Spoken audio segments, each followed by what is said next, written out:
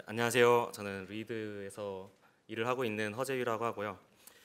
일단 간단히 제 소개를 드리자면 코틀린이 1.0이 되기 전부터 이제 관심을 많이 가졌었어요. 그래서 그때부터 제품 코드에 조금씩 녹이면서 사용을 해왔었고, 그 다음에 뭐 코틀린 코리아라는 미트업을 만들어서 여태까지 뭐 한 2년이 됐지만 2번밖에 행사를 하지 못했고요.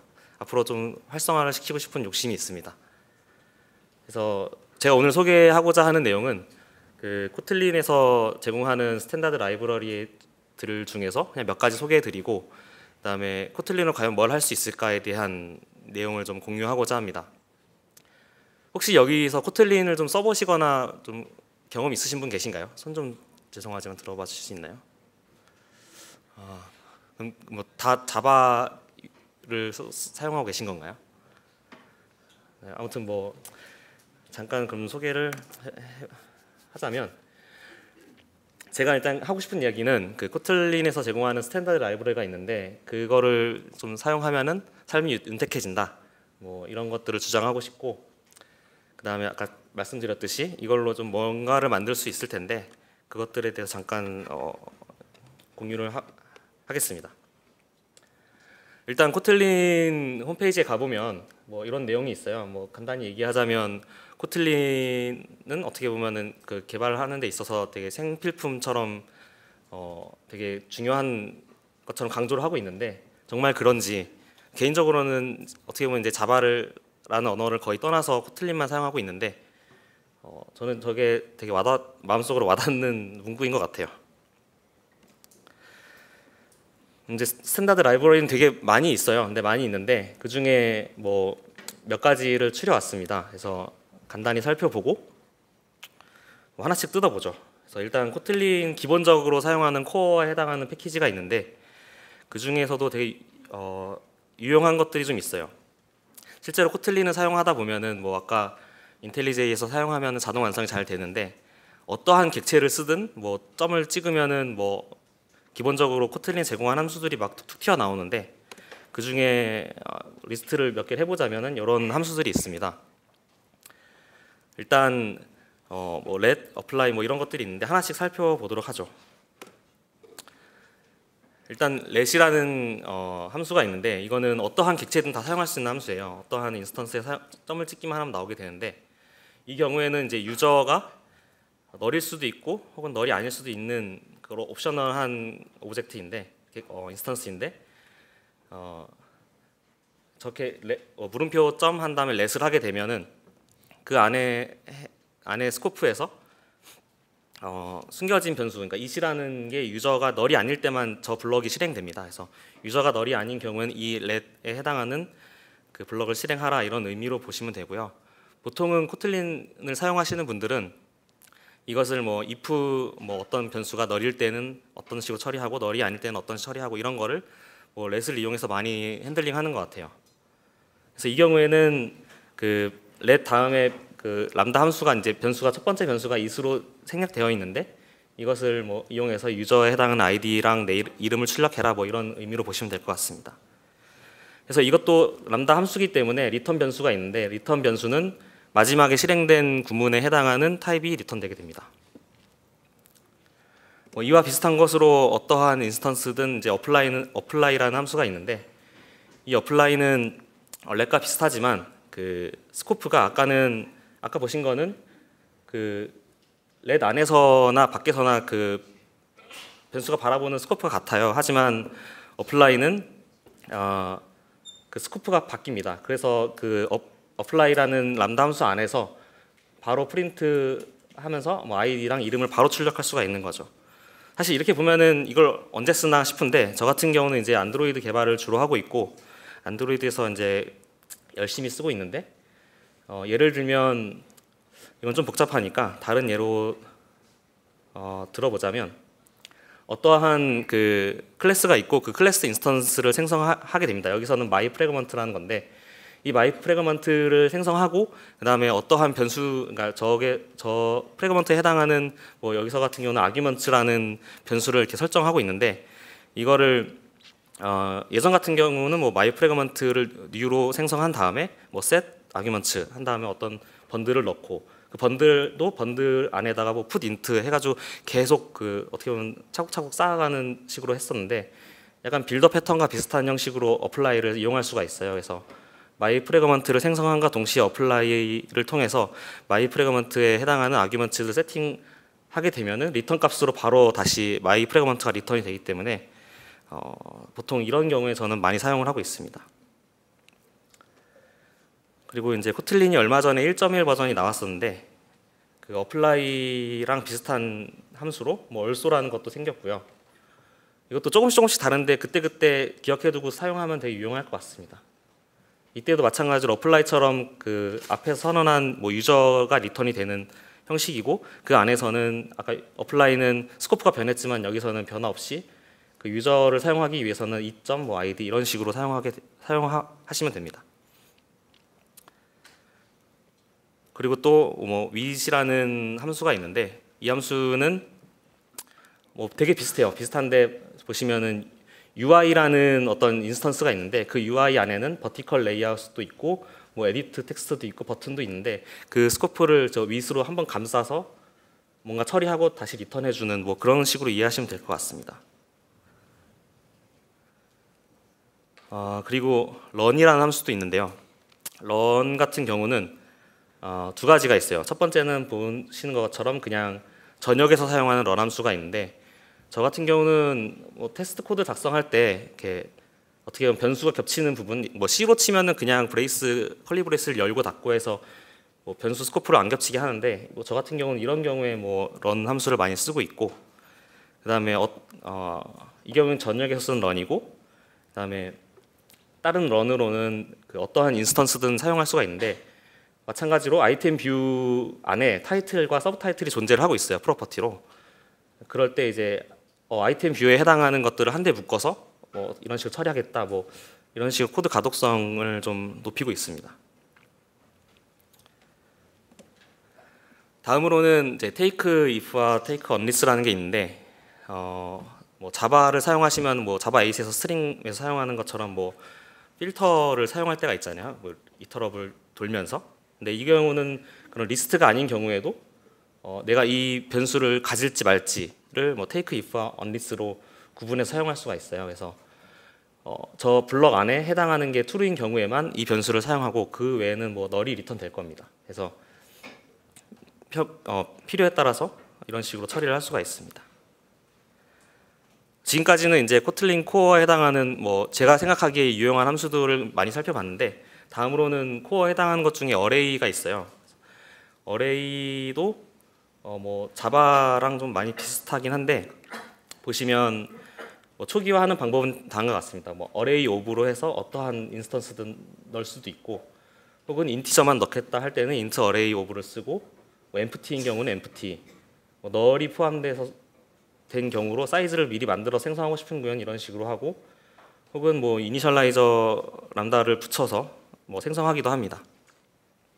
근데 이제 사용하다가 보시면은 뭐 자바 개발자분이라면 아시겠지만 어레이를 비교하는 것은 좀 어렵죠. 그러니까 무슨 얘기냐면 예를 들어 뭐 스트링도 있고 인티저도 있고 이런 이중 네스티드된 어레이가 A1과 A2가 있는데 이거를 비교를 하게 되면은 무조건 실패가 나죠. 그래서 코틀린도 이제 자바의 영향을 받아서 여기서도 무조건 실패가 나게 됩니다. 그래서 코틀린은 그거를 해결하기 위해서 컨텐트를 깊게 비교하는 함수들을 또 제공하고 있고요. 근데 이제 저 같은 경우는 클라이언트 개발자다 보니까 서버에서 뭐 제이슨을 REST API를 통해서 어떤 응답을 받았을 때 되게 리스트 형식으로 되는 게 있잖아요. 그럼 그때 저는 뭐 디스팅트를 로컬에서 걸 수도 있는 거고 하여튼 그런 걸 할 때 이제 이퀄을 많이 쓰게 될 텐데 그런 경우는 사실 어레이 타입을 쓰는 게 좀 위험하죠. 그래서 보통은 리스트 타입을 좀 많이 선호하는 편이고 뭐 방금 말씀드린 대로 이제 어떠한 API를 통해서 리스트가 리턴이 될 때 저 같은 경우는 어레이 대신에 리스트를 많이 선호하는 편입니다. 실제로 이제 코드를 한번 실행해 보면 어레이로 된 이중 어레이로 이제 A가 있고 리스트로 된 게 있는데 뭐 A라는 거를 어쨌든 스트링과 스트링이 있기 때문에 예상한 결과, 그러니까 디스팅트를 건 결과로는 스트링 하나만 나와야 되는데 어레이는 같다고 이제 비교가 안 되기 때문에 예상치 않은 결과가 나올 수 있다는 걸 좀 주의해야 될 것 같아요. 그래서 보통은 리스트 타입으로 해야 디스팅트를 걸었을 때 스트링 원하는 결과가 하나가 나오게 되죠. 그래서 어레이는 뭐 보통 이런 식으로 사용을 하고요.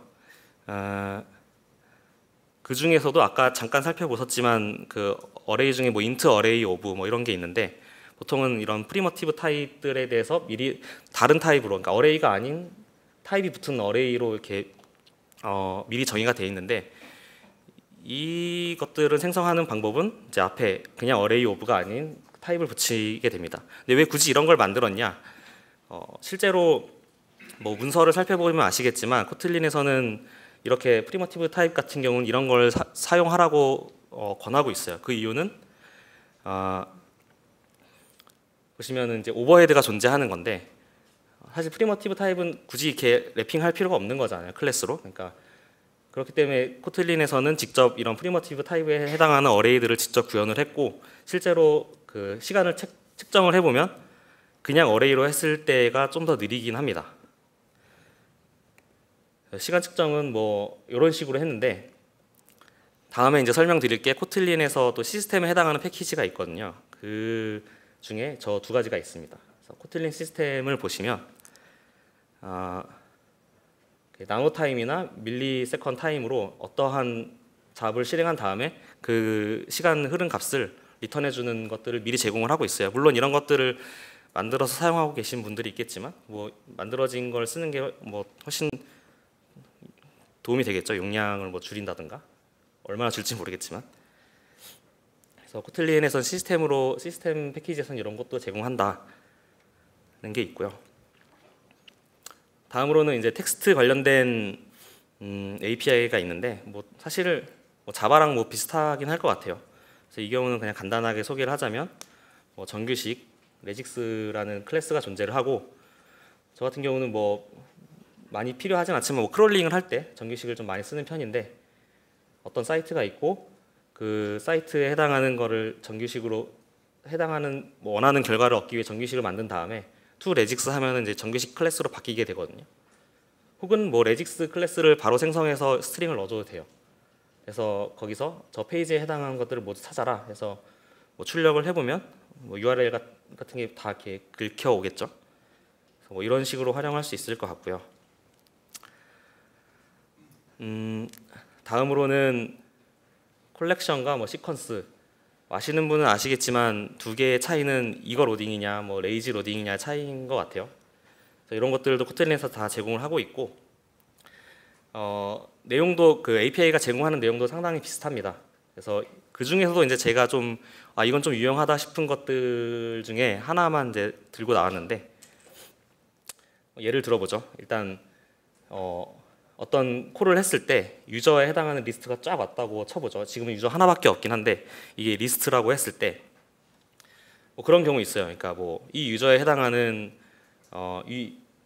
유저 아이디가 1인데 이 유저를 모르지만 어쨌든 뭐 물론 서버에서 다 필터링해서 오겠지만 그렇지 않은 경우에 어떤 유저에 해당하는 다른 데이터를 얻고 싶다. 근데 그 유저 아이디가 필요해. 다시 설명드릴게요. 일단 이 유저가 되게 많은데 저는 유저 아이디만 알아요. 그러면 이 리스트에서 이제 아이디를 통해 찾으려면 보통 맵으로 이제 구성을 해서 바로 검색을 할 것 같은데 그런 경우에 뭐 API를 찾아보니까 그런 것들을 만들어주는 게 있더라고요. 그래서 이름은 이제 associate라는 함수가 있는데 시리즈가 몇 개 있어요. 그래서 방금 보신 유저스가 이제 어레이로 들어있다 치고 리스트로 들어있다 치고 그 유저스에서 이걸 맵으로 이제 바로 치환을 해주는 거죠. associate라는 함수를 통해서. 그래서 M1에 해당하는 방법은 보면 ID랑 그 다음에 그 ID, 그러니까 it은 이제 유저 하나를 의미하고 it은 그냥 유저인 거죠. 그러니까 유저의 아이디를 키값으로 밸류는 그 유저. 해서 associate를 하게 되면 그 맵이 바로 리턴이 되게 되는 상황입니다. 근데 저렇게 할 수도 있고 아니면은 이제 by라는 것을 이용해서 유저의 아이디만 주면은 밸류는 그 자체 인스턴스인 유저. 그래서 이런 식으로도 만들 수 있고 혹은 이제 by랑 to를 합쳐서, 그러니까 to는 이제 새로운 인스턴스, 내가 원하는 해시에다가 넣겠다. 그리고 키 값은 여전히 id다. 뭐 이런 식으로 해서 m1, m2, m3를 만들 수 있거든요. 똑같은 건데 실제로 이제 뭐 이퀄을 해보면 m1과 m2는 같고 m2와 m3는 같다. 그러니까 어쨌든 다 같은 방법이라는 거죠. 그래서 필요에 따라서 굳이 이렇게 열심히 뭐 루프 돌 필요 없이 이런 API를 쓰면 좀 편하지 않을까라고 해서 소개를 드린 겁니다. 그래서 이제 지금 여기서는 하나만 제가 들고 나왔는데 지금 보시면 어떤 함수 이름이 있고 그다음에 by가 있고 뭐 to가 있고 이런 게 되게 많아요. 그러니까 어떤 함수 이름을 보고 어떤 일을 하겠구나. 근데 뭐 to를 붙이면은 뭐 새로운 인스턴스에다 결과를 넣는구나. 뭐 by를 하면은 뭐를 통해서 어떤 작업을 하는구나. 이런 식으로 인식을 하고 있으면 API 보는데 좀 더 수월하지 않을까라는 생각이 듭니다. 보통 이런 식으로 네이밍이 돼 있어서 읽는데 좀 편한 것 같아요. 네. 뭐 그 다음으로는 이제 코틀린의 장점 중에 하나가 그 자바랑 코틀린 사이에 뭐 장벽이 거의 없이 되게 여기서 표현하기로는 인터오퍼러블하다. 그러니까 서로 상호작용하는데 큰 문제 없이 100%다 된다. 이런 식으로 자랑을 하고 있지 않습니까?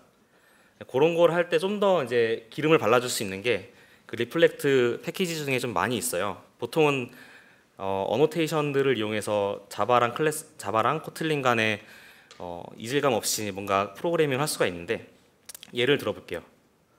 일단 자바를 떠나서 일단 예를 들어 어떤 엘리먼트, 텍스트 엘리먼트 이런 게 있다고 치고 그 중에 나는 텍스트 엘리먼트만 뽑고 싶어라고 하면은 저 같은 경우는 저는 오브 타입이라는 익스텐션 함수를 만들어서 쓰고 있어요.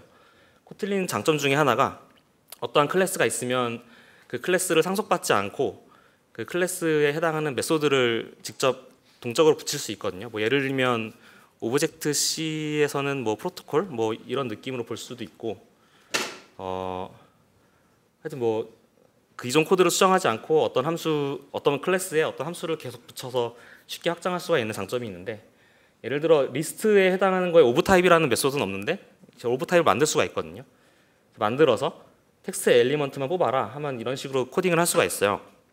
그래서 뭐 오브 타입을 실제로 보면은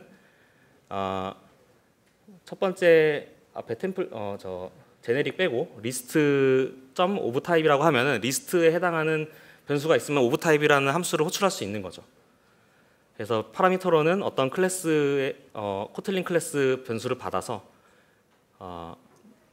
이 함수의 몸통은 리스트 안에서 행해지는 것과 똑같아요. 그래서 리스트에는 필터라는 메소드도 있고 맵이라는 메소드도 있는데 필터를 통해서 일단 이 클래스가 내가 원하는 클래스인지 필터링을 한번 하고 그 다음에 그 결과를 다 캐스팅을 해서 리턴을 하게 되는 거죠. 그러면은 이런 식으로 어떤 임의의 리스트가 있는데 거기서 제가 원하는 클래스만 뽑아낼 수 있는 뭐 이런 식으로 프로그래밍을 하고 있습니다. 사실 이 오브 타입이라는 거는 뭐 RX를 사용해 보신 분은 아시겠지만 RX에서 이미 제공하고 있는 클래스인데 이런 식으로 내가 원하는 함수들을 이렇게 조합해서 쓸 수 있다는 게 좀 장점인 것 같아요. 그리고 이제 네. 그 다음에 이제 아까 말씀드린 자바랑 정말 어떻게 상호작용을 하냐에 대해서 이제 설명을 드릴 건데 어노테이션 부분만 보면은 좀 많이 있어요. 뭐 JVM 필드, 뭐 멀티파일 클래스, 네임, 오버로드 뭐 되게 많은데 생각보다 좀 유용해요. 어떤 측면에서 유용하냐면 이미 프로젝트를 막 구성해놨는데 이게 다 자바로 돼 있다 쳐보죠. 그러면은 나 코틀린 좀 써보고 싶은데 그러면은 코틀린을 좀 이렇게 섞을 수가 있어요. 근데 그때 이런 클래스들을 이용하면은 코틀린 섞을 때 코틀린에서 자바를 호출할 때는 아무 문제 없지만 코틀린에서 자바에서 코틀린을 호출할 때는 이런 어노테이션을 이용하지 않으면 약간 좀 불편한 게 없지 않아 있어요. 그러니까 어떤 건지 좀 살짝 보여드리자면 첫 번째로 코틀린은 일단 그 자바는 이제 항상 클래스 단위로 움직이잖아요. 파일과 클래스가 항상 파일 이름과 클래스 이름이 일치해야 되고 한 파일 안에는 하나의 퍼블릭 클래스가 존재해야 된다 이런 제약이 있는데 코틀린 같은 경우는 그냥 함수만 써도 돼요. 그러니까 C처럼 그냥 함수만 쭉 나열해서 호출해도 되고 뭐 클래스를 여러 개 쓰든 뭐 이런 건 중요치 않고 그다음에 파일 이름도 꼭 클래스 이름과 일치하지 않아도 돼요. 근데 이렇게 쓰면은 코틀린 했을 때는 자유로워서 상관없는데 얘를 이제 자바에서 호출하게 된다고 했을 때는 좀 헷갈리겠죠.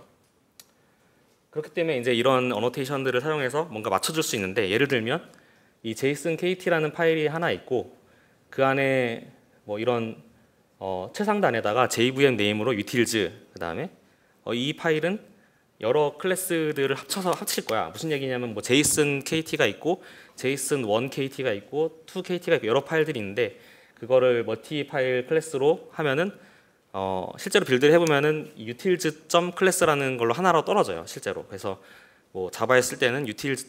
어떤 거 이런 식으로 호출할 수가 있는 건데, 좀 더 자세히 보자면 예를 들어 같은 파일에 어떤 여기서 any 같은 경우는 자바에서는 오브젝트를 말합니다. 그래서 최상단 클래스에 toJSON이라는 함수를 붙여놓고 익스텐션 함수라고 합니다.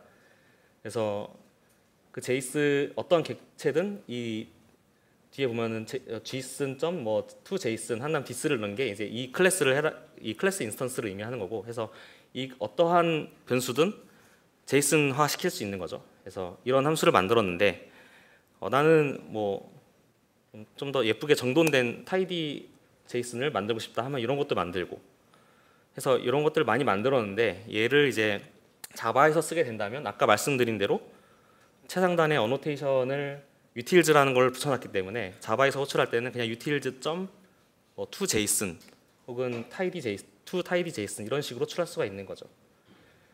그래서 아까 보시면 이제 IntelliJ 같은 경우에는 .class 파일을 바로 디컴파일 할 수가 있잖아요. 혹은 뭐 JSONP라는 명령을 통해서 실제로 utils라는 걸 까보면은 분명 파일 이름은 js.kt였는데 클래스는 utils라는 게 하나 생성돼 있고 거기에 스태틱 변수로 toJSON 이런 게 생겨 있거든요. 그래서 만약에 자바에서 사용한다 하면은 아까 말씀드렸다시피 utils.toJSON 한 다음에 어떤 객체를 넣어주면은 그거 이제 JSON으로 바꿔주고 뭐 이런 행위를 할 수 있는 거죠. 그래서 이제 제가 막 코틀린으로 뭔가 막 만들어 놓고 자바 유저한테 줄 때는 이런 식으로 해주면 좀 친절하지 않을까 생각이 됩니다. 좀 이제 이거 말고도 이제 더 많은 예제가 있는데, 이 경우에는 코틀린에서는 이제 클래스를 만들 때 프라이머리 생성자라고 해서 그 함수 이름 옆에다가 생성자를 넣을 수가 있어요. 이 경우에는 A라는 변수에다 10을 미리 넣어놓고 B에다가는 20, 그다음에 필드로는 코틀린은 프로퍼티라고 하죠. 프로퍼티에서는 C로 넣어놓고, 그래서 이 마이 클래스에는 총 3개 변수가 존재하고, 그다음에 VAL이라고 한 거는 read only, 그러니까 이미터블한 변수를 생성할 수 있는 거고, 그다음에 VAR은 변수가 이제 리플레이스를 계속 할 수 있는 거죠. 어떤 세팅을 할 수 있는 거죠. 이런 것들이 존재하는데, 요거를 이제 자바로 바꾼다라고 생각하면은 get A라는 게 있겠죠. 생각해보면 그냥 상상을 해보면 get A라는 게 있고, B 같은 경우는 세팅도 할 수 있잖아요. 이게 읽기 전용이 아니기 때문에. 그럼 뭐 set B, 그다음에 get B 이런 게 존재할 수 있고, C 같은 경우도 마찬가지로 get C, set C 이런 게 존재할 텐데, 여기서 JVM 필드라고 해놓은 거는 그 자바로 바뀌었을 때는 그냥 난 필드로 사용할 거야, 뭐 getter setter 만들지 마라고 할 수 있는 어노테이션인 거고요. 그다음에 생성자 앞에 뭐 JVM 오버로드라고 해놨는데 어떠한 클래스를 만들면은 퍼블릭 엠프티인 생성자가 하나 있을 수 있고, 뭐 A, B 담겨 있는 게 되게 많을 수 있는데, 조합을 해보면 간단하게 조합을 해보면 아무것도 없는 거, 그럼 디폴트로 A는 10이 되고 B가 20이 되겠죠. 그런 생성자가 있을 수 있고, 혹은 A는 설정 안 하고 뭐 B만 20인 경우도 있을 수 있고, 이런 게 있는데 자바에서는 이제 그런 걸 다 오버로드로 여러 개 생성을 해놓지만 코틀린에서는 이렇게 어노테이션만 붙여놓으면은 자바에서 그 여러 가지 생성자를 다 함께 쓸 수가 있습니다. 그래서 이것도 마찬가지로 디컴파일을 해보면 좀 뭐가 많이 나오는데, 먼저 아까 A는 이제 리드 온이기 때문에 세터가 존재하지 않는 거죠. 그리고 B 같은 경우는 이미터블 한 거기 때문에 get B도 되고 set B도 되고, 그다음에 C는 아까 JVM 필드라는 어노테이션 붙여놨기 때문에 자바에서 쓸 때는 그냥 객체에서 바로 C로 호출할 수 있는 거죠. 그리고 그 생성자도 오버로드를 해놨기 때문에 이렇게 여러 개의 생성자를 미리 생성을 해줍니다. 그래서 자바에서 쓸 때는 그냥 다 쓰면 되는 거죠. 쓸 수 있다는 거죠. 그래서 이런 식으로 이 외에도 이제 여러 가지 어노테이션들이 많은데 자바에 뭔가 이렇게 묻고 싶다 하면 자바에서 코틀린 호출하게 하고 싶다라고 하면은 이 어노테이션을 적절히 사용해서 좀 더 편하게, 사실 이런 거 없어도 다 쓸 수 있어요. 근데 좀 더 편하게 하려면 어노테이션을 좀 보는 게 좋지 않을까라는 생각이 듭니다.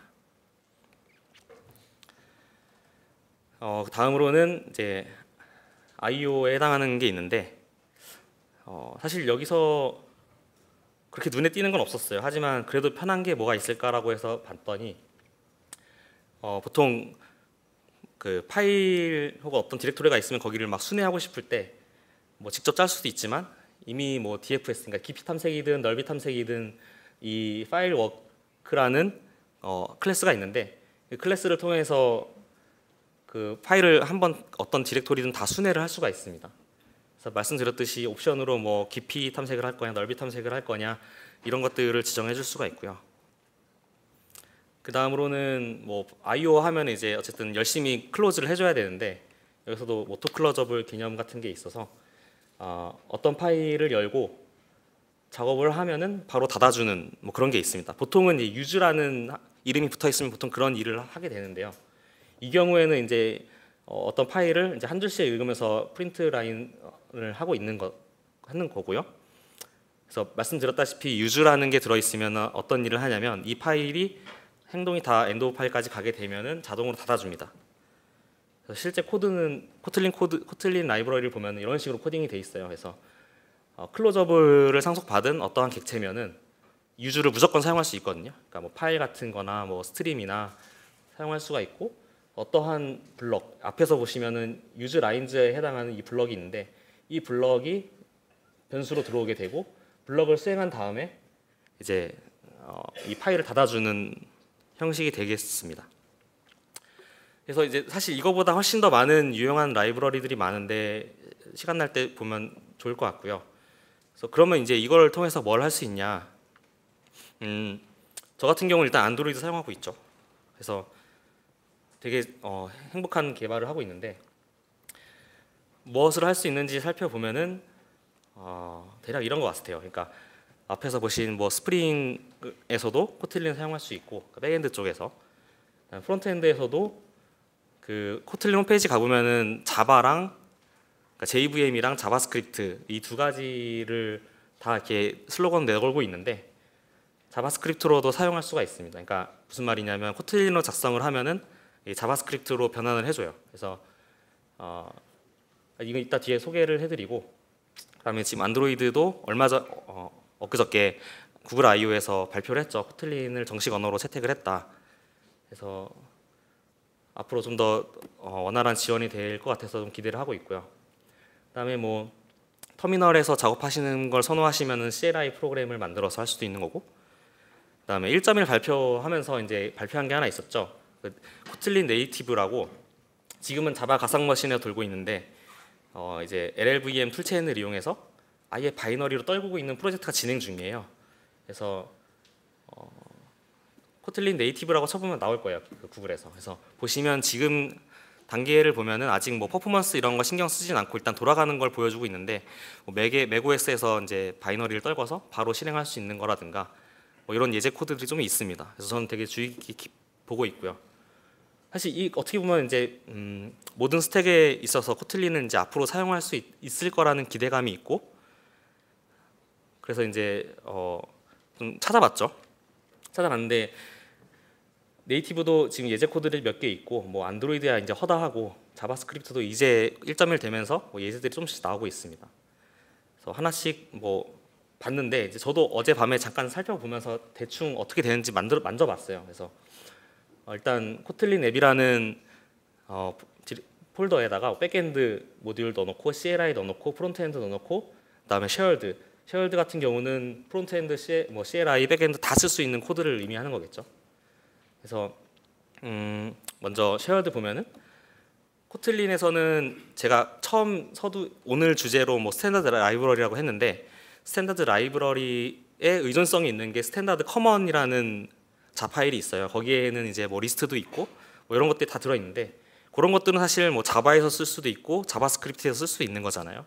그래서 그런 코드들은 이런 데서 넣어놓고 사용할 수 있지 않나 해서 이렇게 쪼개보고, 다음으로는 터미널에서 뭔가 전 터미널을 좀 좋아하는 편이어서 그런 유틸들을 좀 만지작 많이 하는데 그런 것들도 직접 만들 수 있고 뭐 쉐어드를 통해서 백엔드도 마찬가지로 쉐어드에 있는 걸 가져다 쓸 수 있는 거고 프론트엔드도 마찬가지인 거고 그러니까 공통으로 쓸 수 있는 것들은 이렇게 뭔가 코틀린 코드 하나로 다 뽑아서 재사용 가능한 코드를 좀 더 적극적으로 쓸 수 있지 않을까라는 생각이 듭니다.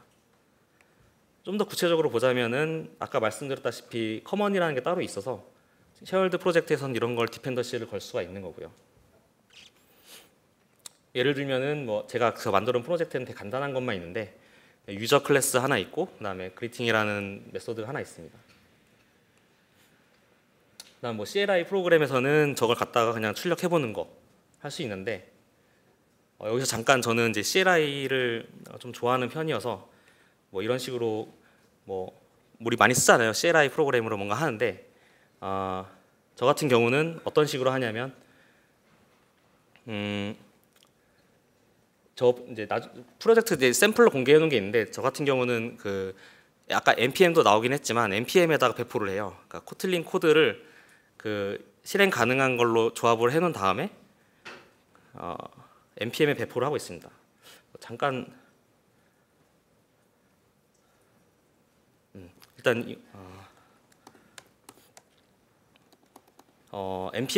npm을 제가 선호하는 이유는 배포가 쉬워서 그러니까 그 자바 웹 프론트엔드 쪽에 보면은 어떤 뭐 npm에서는 이제 패키지.json이라는 게 있는데 그 버전업을 하거나 뭐 테스트를 하거나 이런 것들이 좀 잘 갖춰져 있어서 거기에 좀 묻어가고 있습니다. 그래서 뭐 그런 식으로 할 수 있고 백엔드에서도 마찬가지로 아까 사용했던 그리팅 유저나 뭐 이런 것들 사용할 수가 있는데 코틀린 이제 젯브레인 레포지토리를 좀 보면은 이런 백엔드를 위한 프레임워크를 지금 만들고 있어요. 코틀린 버전으로 이름은 KTOR이라는 건데 거기에 뭐 Z든 Net든 뭐 이런 것들을 막 묻혀서 사용할 수 있게 한창 개발 중에 있어요. 그래서 잠깐 써봤는데 뭐 이런 식으로 코딩을 하더라고요. 나중에 기회 되시면 한번 살펴보는 것도 나쁘지 않을 것 같습니다. 다음으로는 이제 프론트엔드 쪽인데 보시면은 kotlin.js라는 게 있고 제가 만든 app.js라는 게 있어서 그 app.js는 저 id가 메인인 그 엘리먼트에다가 뭔가 작업을 하게 되는 거죠. 보시면은 이게 이제 메인 자바스크립트를 위한 메인 함수인데 이런 식으로 document.body 해서 뭐 쿼리 셀렉터 이런 것들은 자바스크립트 되게 많이 사용하는 함수들인데 코틀린에 다 구현이 돼 있어요. 그래서 어떻게 보면 자바스크립트 하는 것처럼 코틀린 코드를 사용하면은 자바스크립트 파일을 떨굴 수 있다. 뭐 이렇게 보시면 될 것 같습니다. 예를 들어 프린트 라인 같은 경우에는 콘솔.log랑 같은 동작을 해서 콘솔 창에서 열어보면은 이제 로그가 치게 되죠. 그래서 이런 식으로 하는데 제가 잠깐 만져본 바로는 아직은 좀 어려운 점이 있어요. 예를 들어 프론트엔드 같은 경우는 그래들에서 이제 플러그인이 존재하는데 거기에 npm도 설치할 수 있고 웹팩도 끼워 넣을 수 있고 테스트는 카르마를 이용해서 러너를 돌릴 수 있고 뭐 이런 것들이 지금 한창 개발 중이에요. 그러니까 근데 버전을 보면은 마이너 버전도 올라가지 않았어요. 뭐 0.0.19 막 이렇게 돼 있는데 저는 솔직히 뭐 아직까지는 뭐 이렇게 막 이렇게 써보세요라고 권해줄 수는 없지만 아까 나왔던 리액트들도 코틀린으로 지금 바인딩 작업을 할 예정이라고 블로그에서 본 것 같아요. 그래서 그런 것들 생태가 좀 갖춰지면은 백엔드부터 프론트엔드, 뭐 안드로이드, 심지어 더 나아가 이분들이 생각하는 게 네이티브를 통해서 iOS에다 바이너리를 올려서 뭐 실행하겠다, 뭐 이런 얘기를 되게 많이 하고 있는데 천하통일을 꿈꾸고 있는 것 같아요. 그래서 지켜보는 입장에서는 되게 흐뭇한데 어떻게 생각하실지 모르겠어요. 네, 그래서 이제 프론트엔드까지 뭐 이런 식으로 할 수 있다라는 것들을 스스로 한번 검증을 해봤고, 뭐 검증까지 아니고 그냥 헬로 월드만 찍은 건데 이제 저기에 링크에 가보시면은 제가 릴레이 레퍼런스로 좀 몇 개 걸어놓은 게 있어요. 뭐 코틀린에서 이미 풀스택으로 이런 식으로 해야 된다라고 해서 뭐 블로그 같은 것들을 만들어놔서 백엔드도 코틀린을 해놓고 프론트엔드도 코틀린을 해놔가지고 리액트랑 묶어가지고 뭐 블로그 샘플도 있고 되게 다양한 샘플들이 있는데 계속 지켜보는 것도 좋을 것 같아요. 그리고 어제 하다 보니까 좀 주의해야 된다고 해야 되나? 라는 게 있었는데, 아까 쉐어드라는 공통 모듈을 이렇게 하나 뽑아놨지 않습니까? 근데 공통된 모듈에서 얘를 자바스크립트 프로젝트로 디펜던시를 걸어서 할 때는 자바스크립트 플러그인을 통해서 빌드를 한번 한 다음에 묻혀야 되고, JVM에서 돌릴 때는 JVM 플러그인을, 그러니까 코틀린 플러그인을 이용해서 다시 빌드를 해서 넣어줘야, 그러니까 하나만 타겟을 뭐 자바스크립트만 보고 한다면은 그냥 계속 똑같이 사용하면 되는데, 뭔가 왔다 갔다 해야 된다면은 양쪽으로 다 배포를 해주는 걸 만들어야 된다라는 거죠. 뭐 실제로 돌려보시면은 그러니까 코틀린 JVM용으로 빌드해 놓은 거를 자바스크립트에서 쓰려고 하면은 다시 빌드해라라는 그런 경고가 뜹니다. 동작하진 않고요. 좀 빨리 얘기해서 제가 준비한 건 거의 다 끝난 것 같은데, 잠깐 요약을 해보자면, API가 그렇게 많지 않다고, 많을 수도 있고 아닐 수도 있는데 금방 보거든요. 그래서 그냥 한번 보시면서 이런 거는 여기에도 있네 없네 이런 것도 비교하는 재미도 있고, 솔직히 뭐 자바를 쓰면서 불편했던 것들 많이 해소할 수 있는 것들이 좀 있었는데 그건 개인차가 있으니까 한번 살펴보는 게 좋을 것 같아요. 그리고 제가 기대하는 건 아까 말씀드렸다시피 코틀린 코드로 사실 모든 스택들을 걸쳐 사용할 수 있는 게 언젠가 오겠지만 그게 좀 빨리 왔으면 좋겠다라는 거고, 실제로 이제 이런 코드들을 공유해서 사용하면 좀 더 유지 보수에 용이하지 않을까라는 개인적인 의견을 전달드리고 싶습니다. 네, 이상입니다. 감사합니다.